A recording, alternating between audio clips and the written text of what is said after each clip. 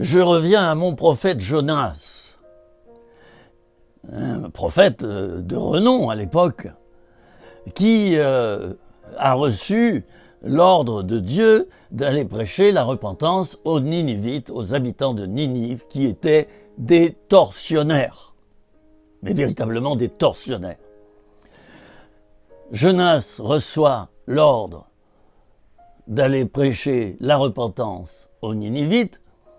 La première chose que fait Jonas, c'est d'acheter son ticket pour aller à Tarsis en Espagne, c'est-à-dire complètement à des milliers de kilomètres de là, et à l'opposé au niveau de l'orientation. Et oui, il prend son billet pour un navire. Et dans le navire, que se passe-t-il? Au bout d'un moment, il y a une grande tempête. Pourquoi? Parce que Dieu veut que son prophète aille à Ninive. Vous allez me dire, oui, mais là, Dieu force Jonas.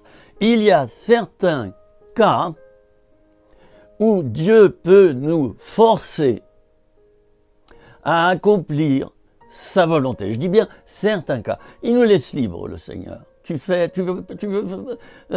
ou tu veux pas, hein, comme la chanson de Zanini autrefois, vous vous souvenez? Puis je l'ai croisé, moi, à Paris, Zanini. Je l'ai vu chanter sa chanson. Tu veux ou tu veux pas? Si tu veux pas, j'en ferai pas une maladie.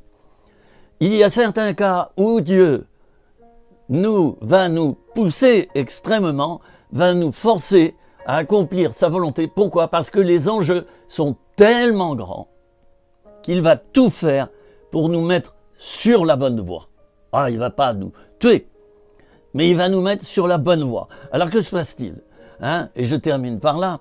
Eh bien, Jonas est sur le navire, il y a une tempête affreuse qui se lève, le capitaine ordonne qu'on vire tout ce qui pesait lourd sur le navire, il y avait des cargaisons de blé et plein d'autres choses, allez hop, tout ça, par-dessus bord, et puis il se dit mais on va périr, qu'est-ce qui peut nous attirer une chose comme ça?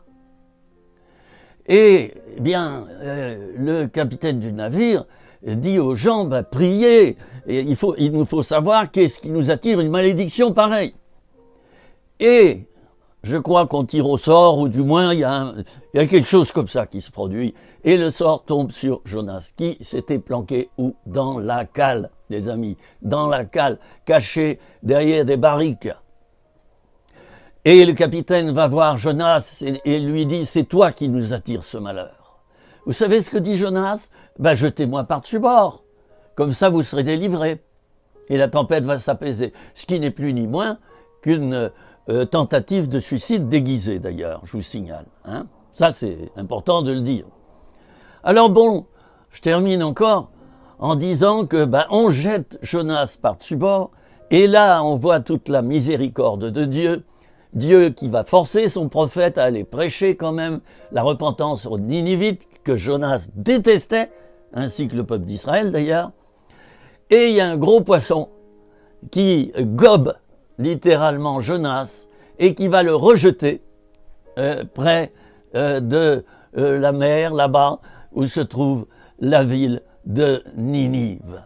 Et voilà. Et vous savez que cette histoire est vraie, parce qu'on a retrouvé dans des grands poissons, des grandes baleines, des cachalots, des grands poissons, je ne saurais pas dire exactement leur nom, on a retrouvé quelquefois des pêcheurs ont pêché ces gros poissons et l'ont dépecé, et il y avait un homme vivant à l'intérieur qui avait été gobé par le poisson quelques heures auparavant. Le gars, il avait de quoi respirer, et puis c'est tout, mais ça faisait bloub, bloub, bloub, voilà, il faisait des bulles.